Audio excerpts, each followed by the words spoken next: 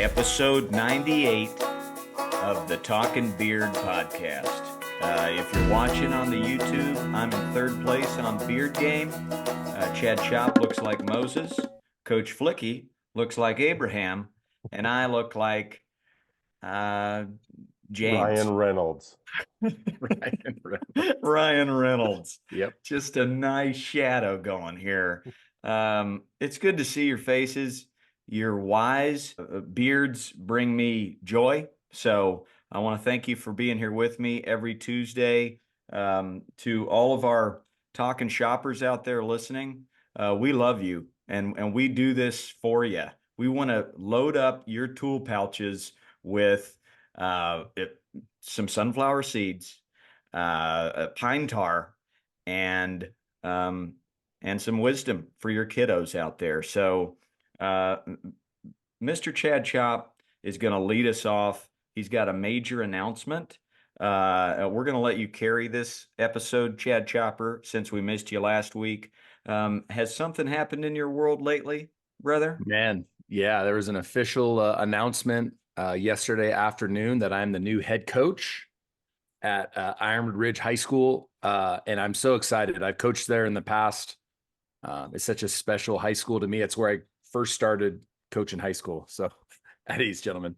And so, yeah, I can't wait. And my biggest goal is to cultivate major league humans. You know, I have a parent meeting coming up on Thursday, and that's one of my goals. It's major league players. Yeah, we hope, but major league humans is a must. And I have that defined as young men that are confident, humble, empathetic, fearless, resilient, creative, great teammates, ability to control the controllables, kind, hardworking. So that's our goal, and I cannot wait to get started. I've got an incredible staff filled with alumni that know the greatness that is Ironwood Ridge High School. So super honored and grateful for the opportunity. I cannot wait to get rolling. Fired up for you, brother. Ladies and gentlemen, that's all the time we have for today. Have a great week. Hope you enjoyed it. Oh man, I sure did. Man, what town is that in? What city there in Arizona?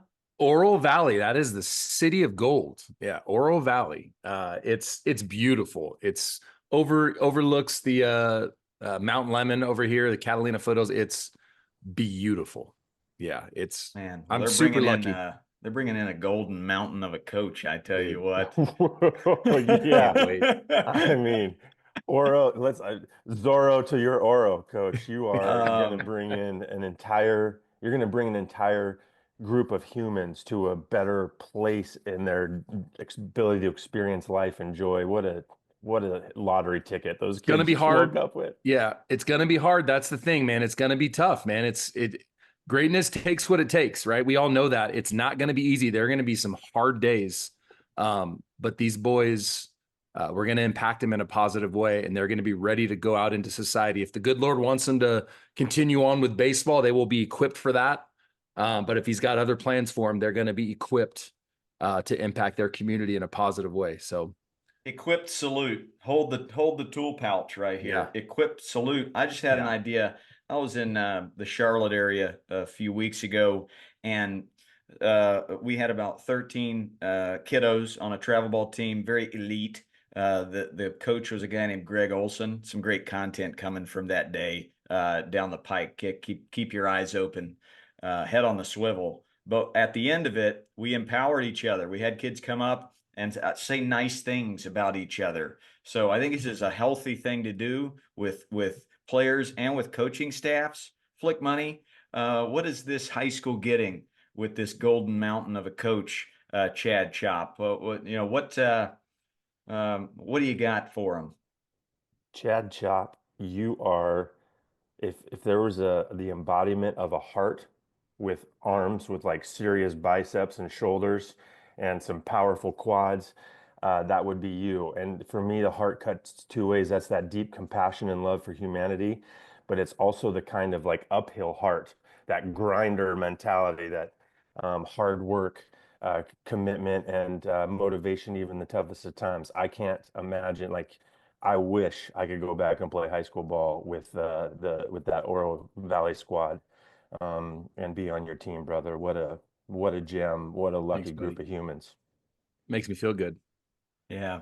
Well, you've just got an easy way of getting a point across, my man. You don't have to try to garner attention or respect for many of these boys. You just walk with your beard and your voice, and you say hello, and they perk up, man. I mean that's just nature. Now what is not nature is what you've learned and picked up from let's call it Bruce Bochy and Doc Roberts and Hunter Pence and Clayton Kershaw and the Mookie Bettses of the world.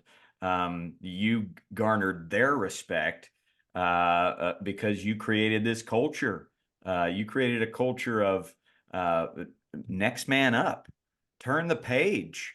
We will not sit in our failures. And you're seeing it in the Dodgers clubhouse right now. I'm watching them celebrate this last series, and it's got Chad Chop all over it. You know, that Chad Chop culture. It's loud and it's clear, and the ripple effect is there. So you you've kind of got this heavyweight championship belt as you walk into this high school, but you're tossing that belt to the side and you're going, "Hey, I am your humble coach. How may I serve you?" Servant leadership 101. That's you, buddy. So I hope you can accept, consume those remarks from us and and pay it forward, brother.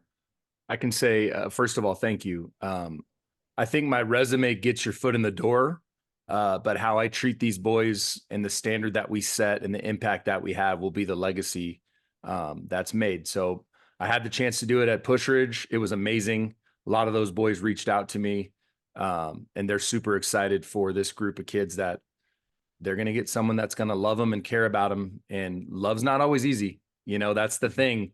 I think a lot of times there's this misconception that placating is loving.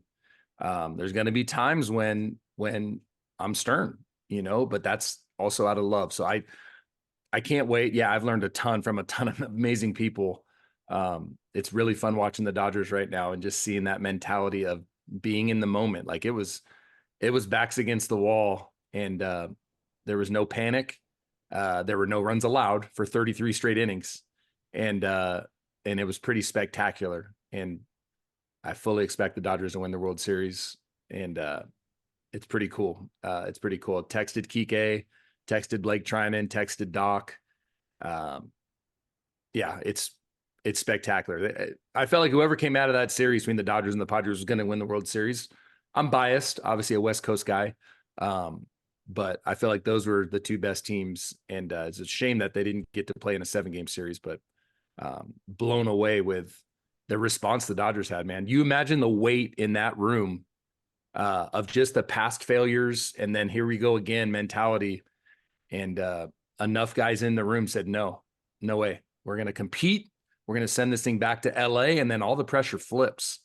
And they got into the moment. And Kike said it on live TV, you know, ripped an F-bomb. But the moral of that story is, and we talked about this when we talked about Bumgarner in the postseason, you've got to be able to turn that give a care dial down in the playoffs. That's kind of the secret.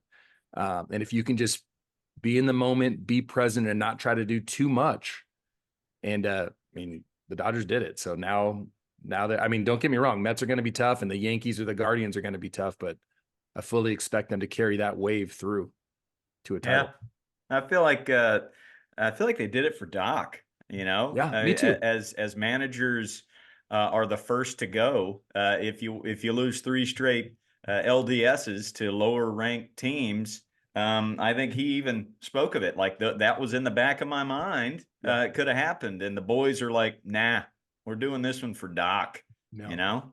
Yeah, last year of his contract, right? So he's on the last year of his contract. I feel like everything was lined up for that to be the result. And to your point, the boys, out of love and respect for Doc, there's never been a better leader I've ever come across in my life. There's been some great ones, but no one better than Doc. And so the boys said, no, Doc, we're going to keep rolling. We're going to keep riding with you. Mookie said that in his he did. interview Mookie too. said it in an interview. He said, Doc has managed the heck Yeah. out of us this season.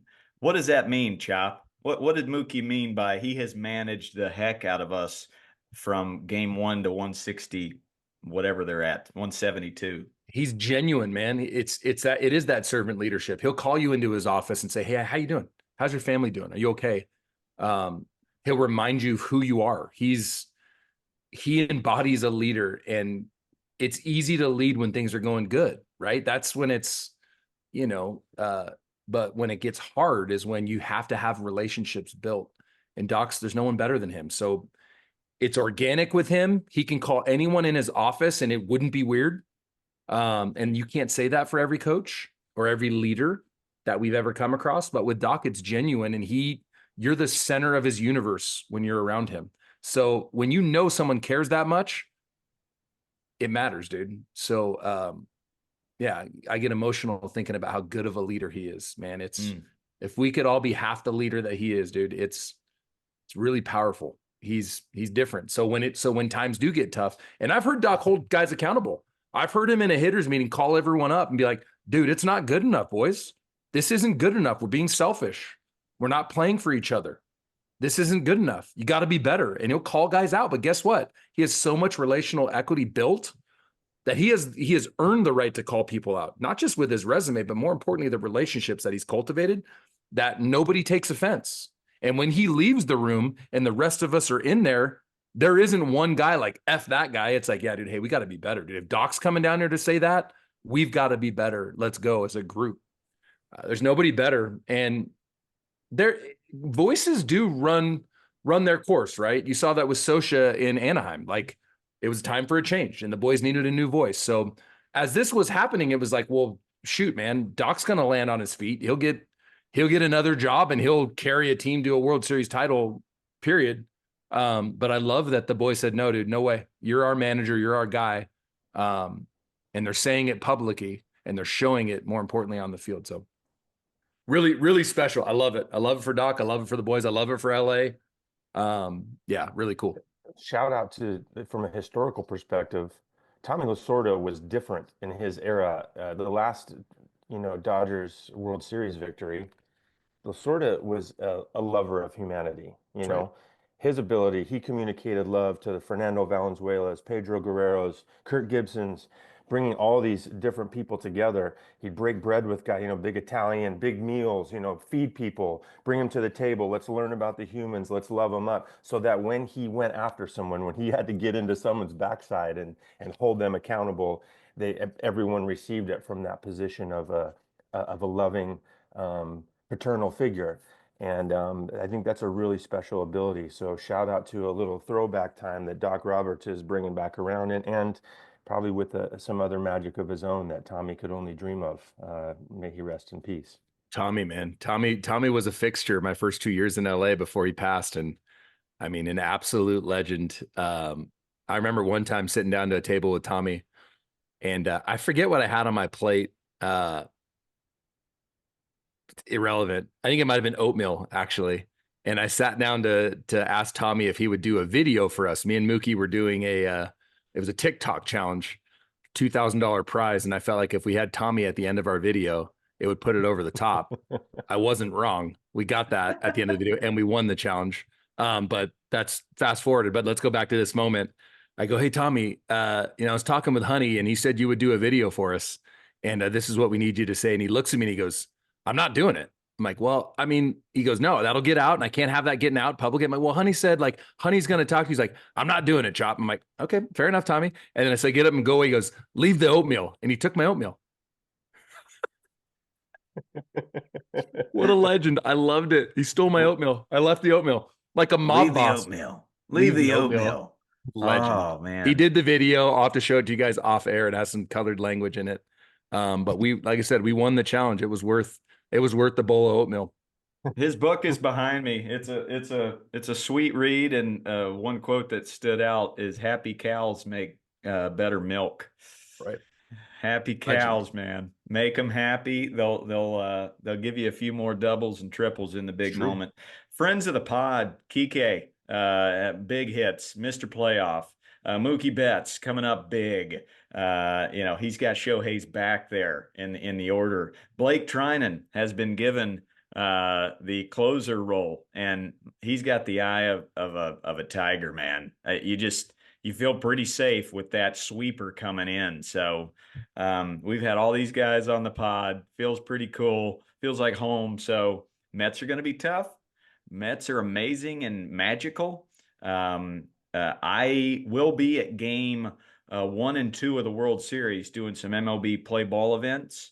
And it's either going to be in LA, New York, or Cleveland.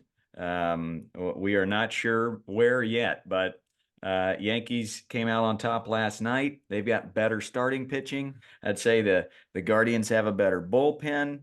Dodgers probably a better squad, but the Mets have some magic. So we've heard your pick. You're going Dodgers.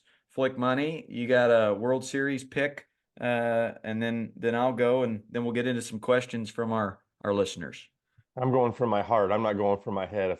I'm sure there's analysts much smarter than me who could pick it apart why this is going to go the way that it's going to go. But I'm going to will this into existence for Doug Lowe. I'm going to the team that no one's talking about right now. We're going with the Cleveland Guardians. Doug Lowe's going to fly to Cleveland. He's going to meet you there for game 1 of the World Series. He's going to sit in a lawn chair and a Hawaiian shirt out behind the left field fence with a 6-pack of cherry Pepsi and some sunflower seeds and just soak it in. That's my call. And Guardians in 7 over the Dodgers. Oh, could you imagine? My dad was born in 1949. The last Cleveland Guardians, who were the Cleveland Indians back then, the last World Series win, 1948. He has not been alive for a World Series. So I got him an MLB app for his birthday this past year. He's watched every game, and he's just joyfully sat in that chair and watched every single game. So, man, do I hope that happens. I as well. I have to wish it into existence. Guardians over the Dodgers in 9. That's actually going 9 games. So for some reason, they're still tied after 7. They have to keep going. So it'll be a 9-game series, and Cleveland wins it all. Thank you, Warstick, for helping out this little pod that could. Atta Boy 15 is the promo code. Get you a bat, get you a glove. They're awesome people, especially Ian Kinsler, who owns that puppy. Yeah, he's a great golfer. He hits it about 330 effortlessly, not as far as Will Smith, but effortless 330. And I've never beaten him, but I've come close. Atta Boy. We got questions from the fans. We got questions from the listeners. Me and Flick Money did a little Instagram live, Chaparooski, this past Sunday, and we did a Q&A. Lots of great questions. Probably a lot of these podcast listeners were there. Thank you for your loyalty, tuning in, and for taking the time. You guys that are listening to this pod, man, you could listen to Rogan, you could listen to Dax, you could listen to Smartless, but no, you're here because you want to get a little bit better at parenting and coaching. So I want to give you guys an eye black salute. I got to give you the beard salute out there. A lot of beards, a lot of mullets, and double listener salute for being out there and listening. But we did that Q&A to let everybody know there's another playbook launch coming. The 3 faces you see right here, Ballgame, Chop, and Flick Money, we're going to do it again, October 28, 29, and 30. Let's re-rack it. The community that was built the last 2 launches is fantabulous. It's phantasmagorical, to be quite honest. And the ripple effect of those playbooks to kind of hear like stories from some of you, Coach Meatball out there and Coach Bubblegum, shooting some texts my way saying, we have implemented so much of this playbook into our practices and games, not just baseball, but basketball and soccer. And to see the love of play from these kids, the joy to see how these parents have flipped it. What is it? 180 degrees? Is that the math? Flipped from toe to head. It's pretty cool. So it's the best youth coaching curriculum out there. I'm not ashamed to say it. It just is. And just like this is the best podcast out there too. I back me up here. Is that narcissism? Or why do I feel so confident in that, boys? No, that's confidence, number one, and number two, this is all we're competitors. What do we do when we chalk the field? Why do we have an umpire? Why do we even play games? We're competitors. We want to compete. If someone's going to come up with a better youth curriculum to make better players, better coaches, better communities, then bring it. Let's challenge them. Come up with it. Let's do it, and that'll push this one to the next level. That's how competition can make things better. So it's a challenge. If you want to bring a better one, bring it. A better curriculum than ours? Inconceivable. Yeah, it just is. Oh, it just is. And I will say one last thing. I'm building out a spotlight course, and just like I'm trying to work out every day I'm trying to do 3 new videos. I'm doing these bite-sized skill videos. This is year 1 player, how to teach the skills of catch, throw, field, hit, and the basic rules of the game. Didn't want to do it this morning. Didn't want to go in the backyard, set up the camera, and do this thing. But you know what? I didn't do it. Just kidding, I did. Just kidding, I did. I went out in the backyard and I flipping made a video. I edited it down, and we're doing this thing. So that'll come out in February. All these skill videos to go along with this playbook. This playbook's way more important than those skill videos. I know that, but it's nice to have both. Faux show. Anything I'm missing before we dial into some questions? Inconceivable. Love Phantasmagorical. Love it.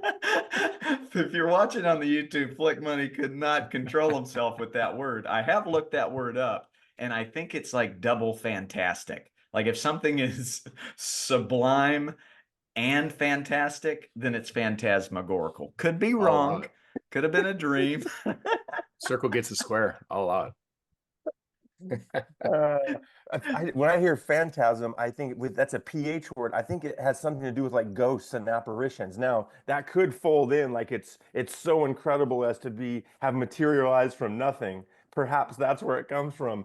But there's also an outlet. I would say there's a puncher's chance that it means something completely different. However, I just love that I love that your inclusion of new language, trying new things, trying new things, fearless, right? New things. And if you can follow up any word you're not sure is in the English language with, if you will, if you just throw a little phantasmagorical, if you will, then there's a little leniency, right? Exactly. There's art. There's a medium, if you will. Guys, thank you for sending in your questions. It has been a shabingus of questions, let me tell you. A friend of the pod, Dan Spring, has a band called Shabingus. And we're going to start out right where we left off. And if you've been sending in my DMs questions, we'll get to them. We'll dial them in each Tuesday as much as we can. I might even do one by myself where I answer as many as I can as well, because they're rolling in phantasmagorically. I sure hope phantasmagorical is above board and not a curse word in Swahili. Coach, we went to the interwebs. We have an official definition. Are you ready? Please bring it. Phantasmagorical means something has a fantastic or deceptive appearance, or it's characterized by wild and shifting images. I love it. Count it. It's Yeah. chaotic, fantastic. Full credit. Yeah, like it's something Frenetic. from fantasy. Is it even real? Yep. So we're going to say that everything you've said could potentially fit Yeah. under a definition of phantasmagorical. What Nailed is it. it? I love that. Oh, I love to see it. We rarely really cut loose on this pod. I mean, we've gotten loose the past couple minutes. If you've dug this little segment of us, just having a case of the Fridays, throw me a message in my DMs. I'd love to see it because we can do this all day. We can break bread and let it rip with the best of them. But let's get down to brass cereal here. Thanks for the insight on dealing with kids with big emotions. Question 1. How do you approach that same kind of kid when they refuse to run hard or slide into the bases? We don't want to coddle. We want to hold them accountable. Finding that balance is tough. So this seems to be a refusal to want to run hard and hustle and give effort and possibly slide. I'll start with the sliding part. Sliding, that could just be a fear of looking silly, in which case maybe you want to get a water slide out there or get some wet grass and just have them practice getting muddy. And they can go head first, they can go feet first. But specifically sliding, you want to make sure they get airborne and land on their behonkus. A lot of kids land on their feet or their knee and then they trip up. But create a culture where it's okay to fail. It's okay to fall flat on your face and look silly. And maybe you as a coach, maybe you have to be the first one to do it. You be the first one to slide, look a little silly, get outside your comfort zone. But that might have something to do with that. Now, the effort part, running hard, that sounds like a choice being made by a kiddo there. So fire when ready, boys. Who's got something? Hardboard works well too for sliding practice. That's a good call. Yeah. And so I would highly recommend that. I think that's probably what's causing the lack of sliding. On the effort side, that's one that you can't really bend on. Your culture is what you tolerate, and that's a controllable. So attitude, effort, and how we treat each other are things that are a must. So that's going to be conversations, channel your inner Flick money, and just figure out what's the root cause of it. Like, how come we're not giving our best effort? And so make it a game, make it fun. Maybe there's a reward. Try the carrot first. Compliment the other boys that are doing it right. If everyone else is hustling, like you taught me, coach Ballgame, instead of dwelling on the negative, try to get that to motivate them. But yeah, there's a couple different tools you can try. But Flick Money, what do you got? I agree with everything you're saying, and this is a way that you're actually what you're communicating to your teammates, that you're not worth, whether you mean to or not, that you're not worth me. I'm not going to give you my best effort in spite of you giving me yours. And so I just come through that door of a teammate. So a couple options, a couple things I've done. Number one, if it's universal across the board, if you don't choose not to sprint hard through first base, we're going to practice running hard through first base. You're going to practice yourself on your time. Or so while we're hitting, when maybe we're doing something else, have you practice the skill just to remind you. And as long as that's applied fairly across the team, I think that's a perfectly, what do we call those? That is a natural consequence, right? Mm-hmm. So I didn't run hard through first. I'm going to practice running hard through first base 4 or 5 times each time I do it. The second thing is I've also had kids, I need you to go and communicate to every single person on your team, hey, I apologize for not running hard because I see you playing hard, and make them have that uncomfortable, at this stage, boys, it's really uncomfortable to look someone in the eyes and actually have to say something from your heart. So if you feel like you can push a kid in that way and they're not going to melt down, that can be another tool. Yep, and go baby steps with it. It's not going to change overnight. These big things that seem like a struggle, seem like an outlier from the norm. If you can just honestly, if that kid can go to bed at night and know that you care about them as a person, then thumbs up to you. If you've been able to improve this situation in just the tiniest bit, then you're doing a great job. But I love how Nick Hundley said it many episodes ago. His dad would always say, how do you eat an elephant? One bite at a time. and just take this elephant one small bite at a time, and you've got a chance. Question 2, bingo bango. Love your content, love the pod. Thank you, Coach. I coach a 9 and 10-year-old rec baseball team. These are boys, and it's kid pitch. I have a kid on the team that has struggled to listen during the year, and when I asked how he's doing, he responds that everything is fine, but he did complain to me about where he's playing, where he's batting, that I'm playing everyone that's terrible over him. He's even communicated or commented out loud, "That was stupid," when one of our players was thrown out stealing. I have a philosophy at this age to rotate players and batting lineups every game to give kids more experience at various positions. Thumbs up, as you should, Coach. So this player's experience has been no different from the others. I also have team rules that include safety, sportsmanship, having fun. Any tips for me on how to break through to this player so it doesn't impact the rest of the team negatively? Great question. Fire away, boys. Go, Flick. Your wheelhouse here, pal. Well, negativity's tough, right? That sort of automatic negative reactions. That's not coming from nowhere. Probably heard that a time or two himself in his own life. So you're not going to unwind it in a single day, or maybe even in a single season. This is going to be a work in progress. From the Doc Roberts file of coaching, we're going to praise this child loudly for the good choices they are making, for the things they bring to the team, and then constructively criticize quietly. This is a one-on-one conversation, which is, I don't know if you realize, we always want to assume positive intent. I don't think you intend to cause any harm, but when you say things like that, the energy, it brings people down. It can be taken as cruel or mean. Some people can internalize it as a dislike, and it really changes the vibe in the dugout, the vibes on the team. So let's create a word.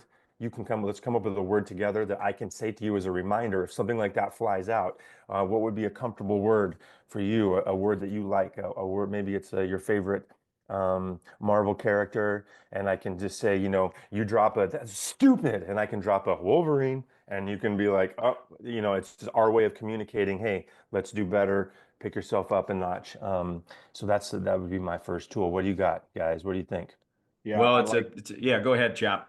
I like that. And if he starts showing steps in the right direction, I might even give him the authority of like, hey, I'm going to have you make the lineup today, and now you got to rotate it every inning like we always do. We're going to follow within our guidelines, but why don't you willing to be my player coach today, and you just set it up, and you're going to run this thing and set the script. I like to call it a script of where kids are going to play today, and empower them like that. Hey, you've been doing a great job, Wolverine, and all that good stuff, and you're showing this, you're doing it. So like, I want to honor that with this. That could be a cool option too.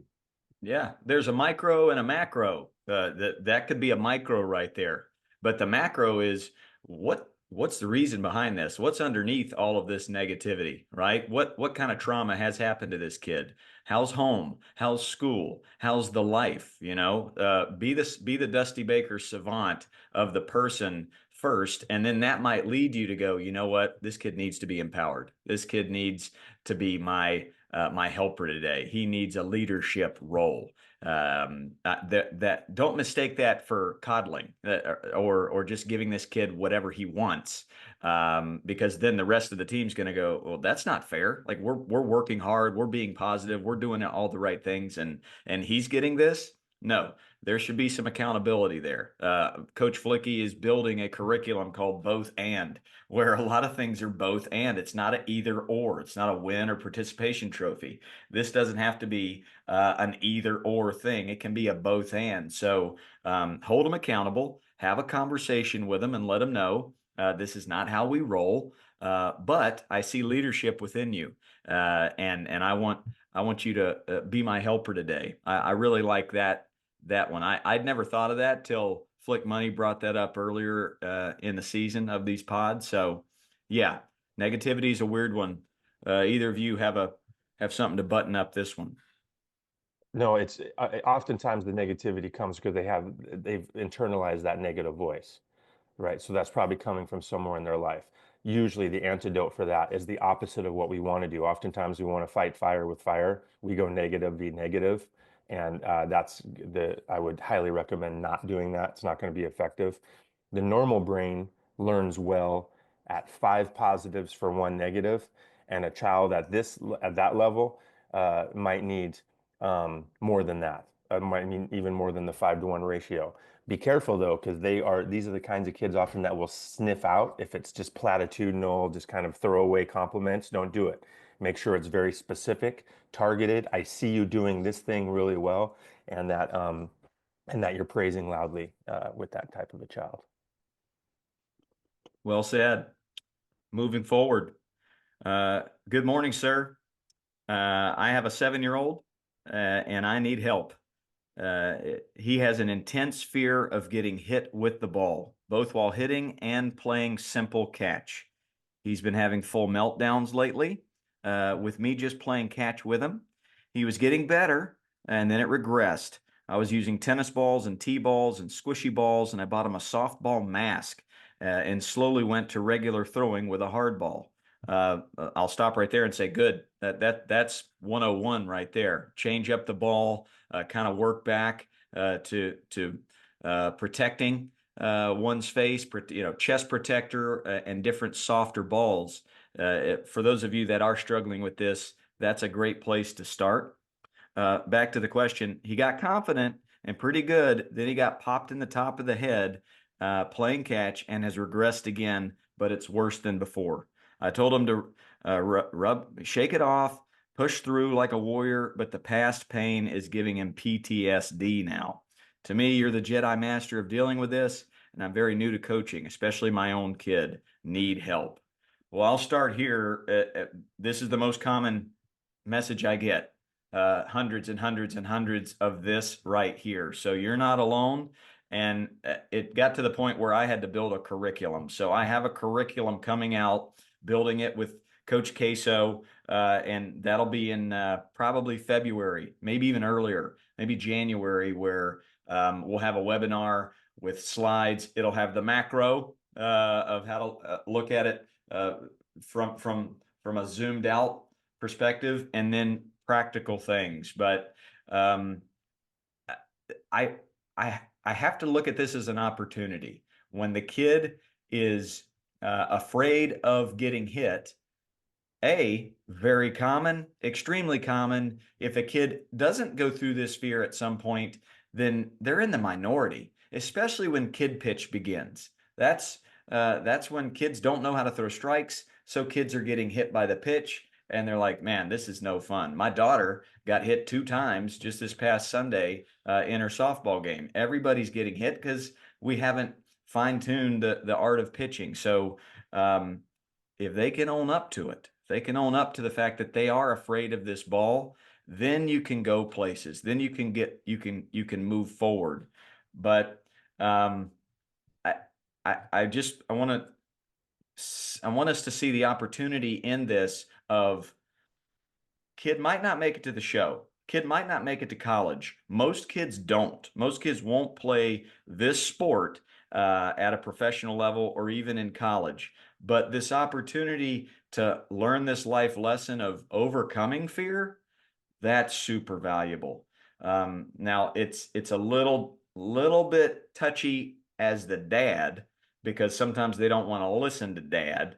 So maybe this is, can we find an assistant coach? Can we find an uncle? Can we find somebody else, a different voice, where you don't have to get convoluted with being dad and this baseball coach trying to overcome this fear. So if you can find that person, pass it off, and then you can just be support system 100%, because every kid's different. For me, it was 2 years until I was able to really overcome that fear. That's when I learned how to catch a ball coming really fast at my face. And that's when the pitchers had figured out to throw strikes for the most part. It's never going to end, though. I own the career hit by pitch record at Brown University. So it still happens in college. I come to find out, why did I get hit so much in college? I was really loud and obnoxious to the other team. So that was a big part of it. But back to this 8-year-old, you have to be super supportive as mom and dad, and then maybe find that other person in your community that he respects. Maybe it's his basketball coach. Maybe it's his big brother. Maybe it's mom's. Maybe it's an aunt. Who knows who it could be? But just pass that off, and then they can be the one to gradually get them through this. But this is pretty deep. This is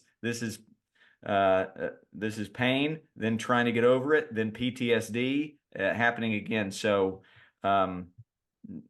man, that's a good one. You guys, anything there?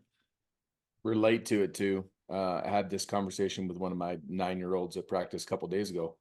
It's like, hey man, looks like you're a little bit afraid of the ball. Is that fair? And he's like, yeah. I go, hey, me too. Like it hurts. But here's the thing. I've been hit a lot by it. I got hit by 98 miles an hour once. It was fast and it hurt, but then I was okay. So just trying to sympathize. Hey, I was really afraid of the baseball, and I'm still, if I see a ball coming out of nowhere, I'm going to jump out of the way. But if we can learn how to get that glove in line with the glove and the ball in line with our eyes, and trust our hand and all that good stuff, try to give them the tools, right? Of like, hey man, you've got really good hands. So if you can see that thing coming at you, you kind of control it. You kind of are in charge of the ball instead of the ball coming at you. But I fully get being afraid of this thing. It's 6 ounces of pure intimidation. I lived it. It was hard for me to get over too. So, because kids look up to coaches, and so if you can say, yeah, man, I get it. I was afraid of it also.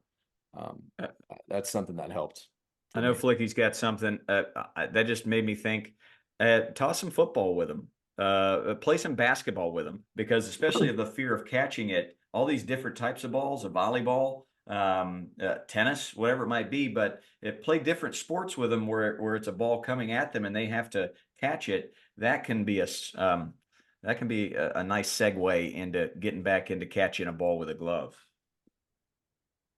I would start with having a real honest conversation. Is baseball something? I understand you're feeling scared of the ball. Is it something you really want to pursue? I got your back, but I don't want to push you. I don't want to make you feel like you're doing something wrong by being scared, because I was scared. You're not doing anything wrong. This is a natural part. If you want help, I'm here. We can get some tools for you. We can keep working through this thing.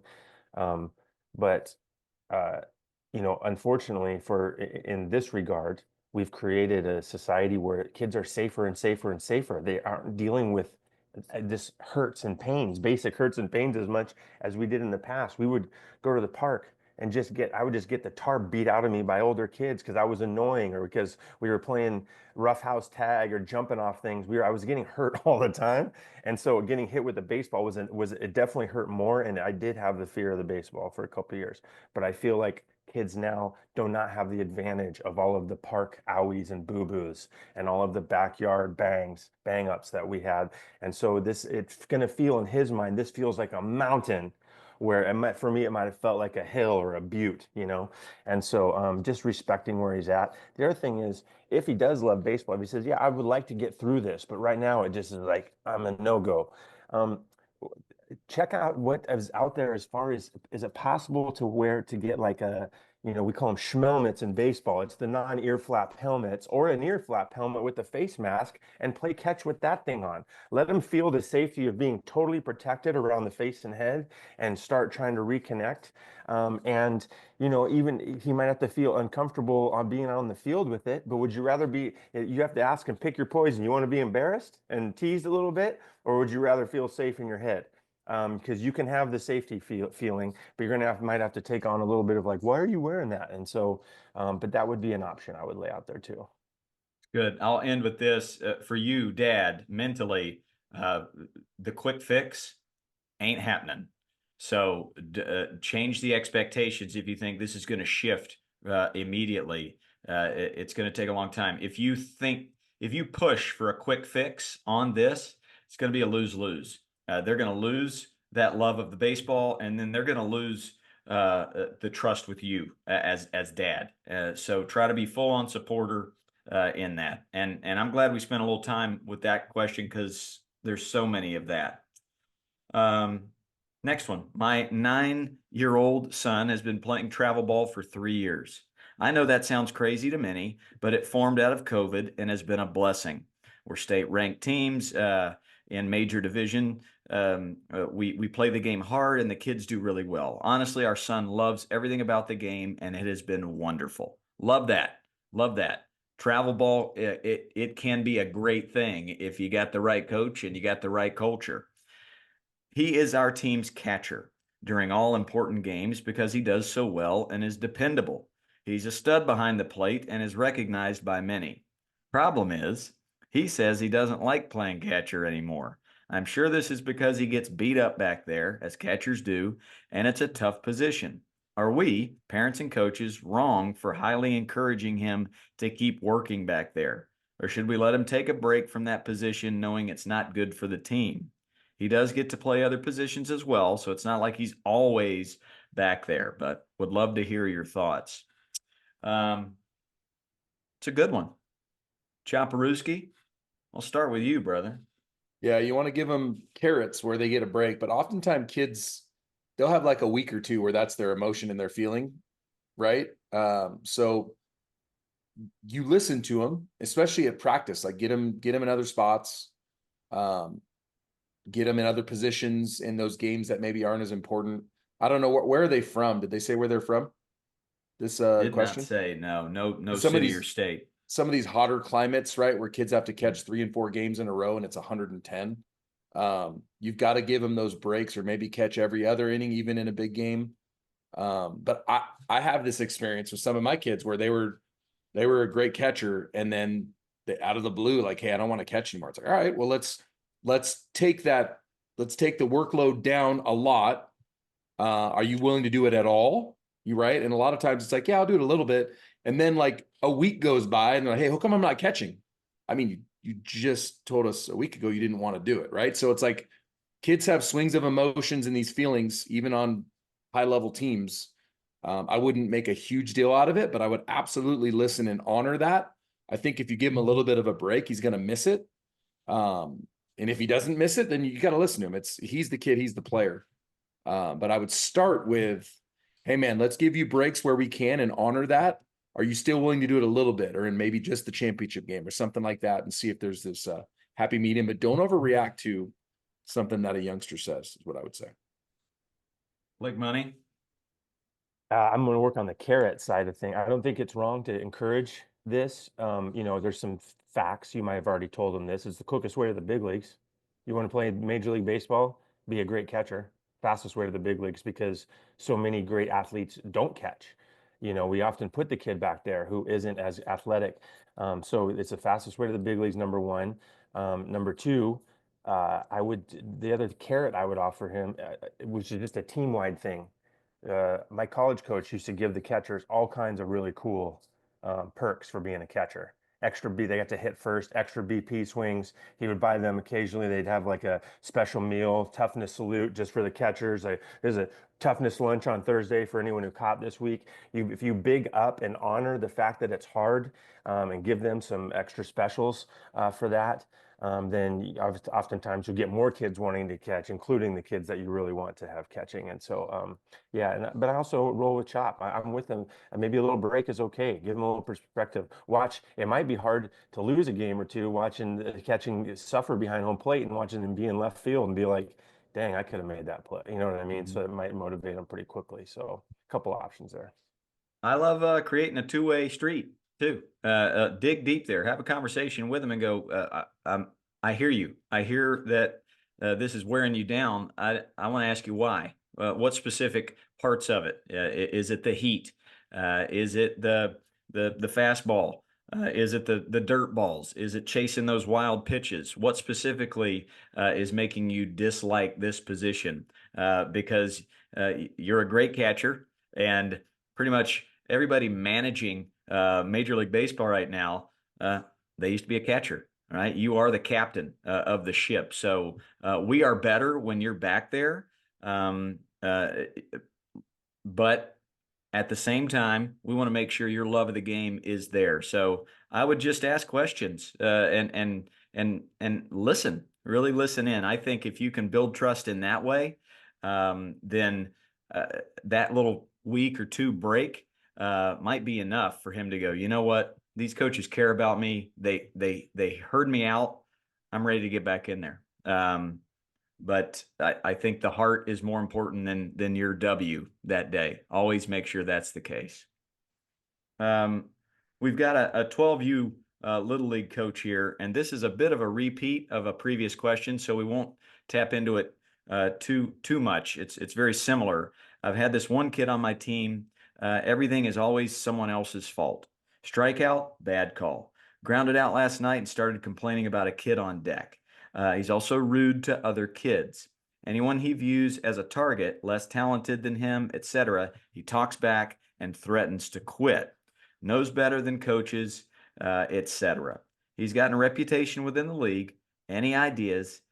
He's got an attitude that can just zap a team and impact the environment. We did speak of this negativity just a few moments ago, but anything hitting you guys on this specific kiddo? This is Little League? Yeah, 12U.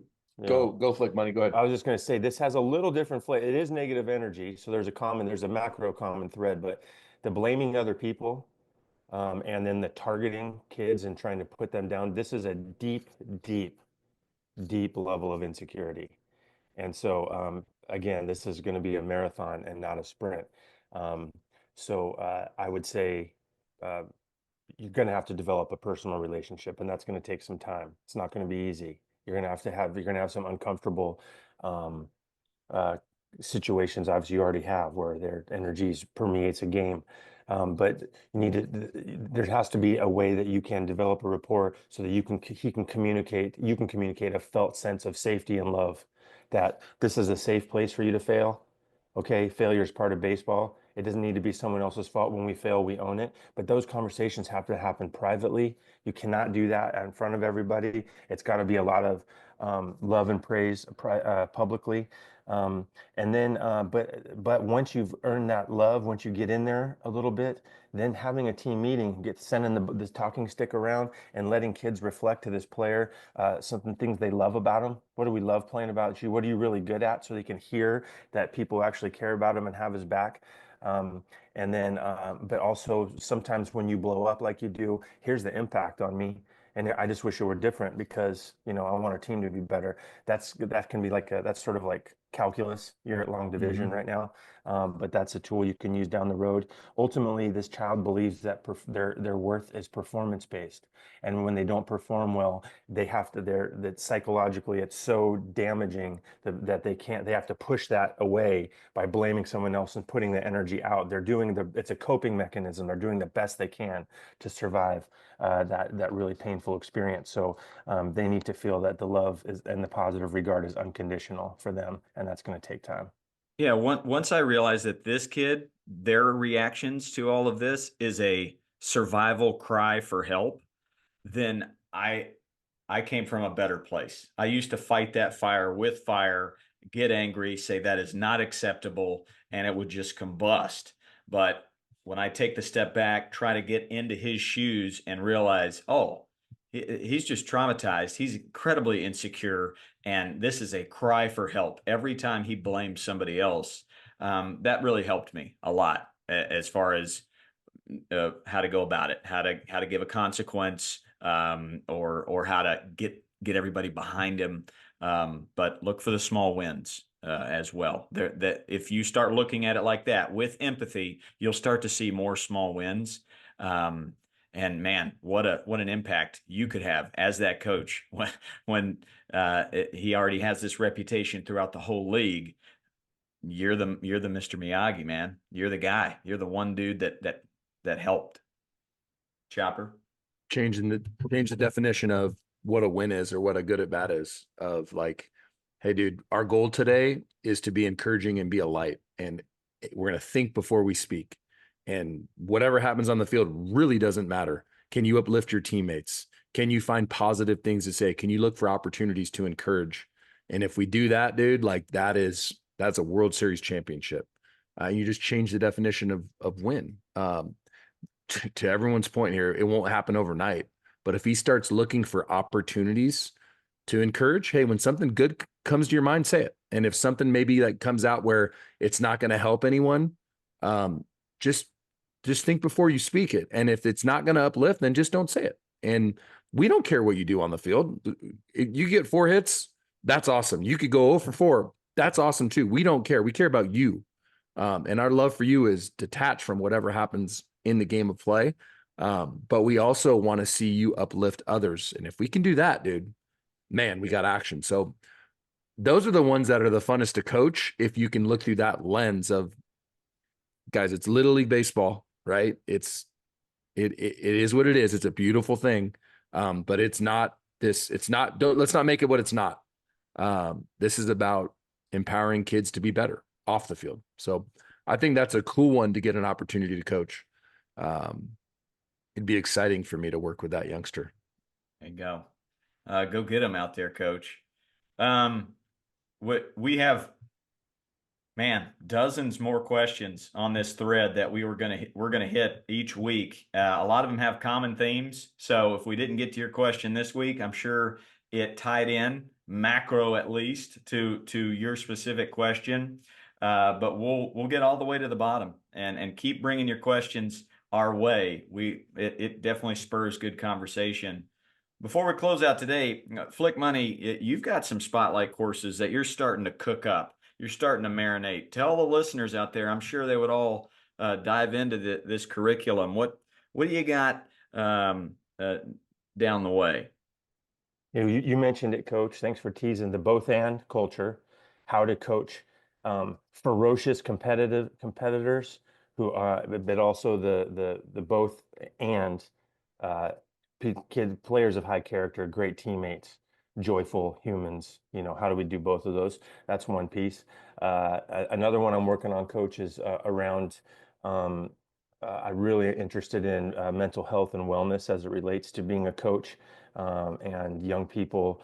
And so I'm working on sort of a more general how to be a great steward of mental health and wellness as a coach of any level, of any any type of sport.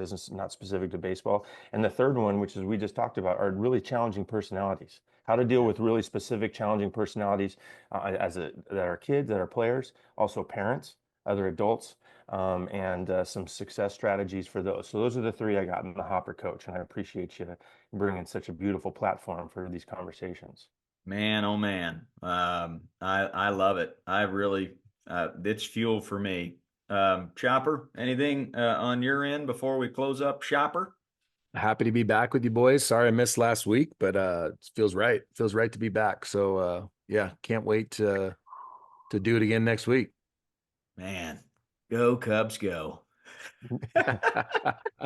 Coaches out there, we wish for you not to get everything you want, but for you and your players, we wish for you to get everything you need. And those are not always comfortable things. And Chopper always says, Bang.